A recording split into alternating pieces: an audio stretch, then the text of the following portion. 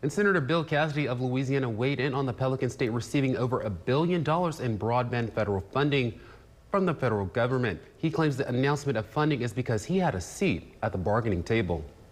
This will go typically to rural areas that are currently underserved, to make sure that they have access to high-speed, affordable internet.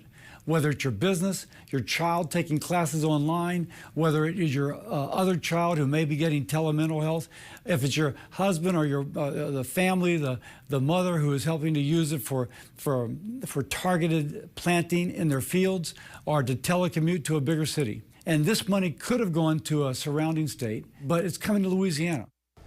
The senior senator says he worked with President Trump's administration to get this funding across the finish line.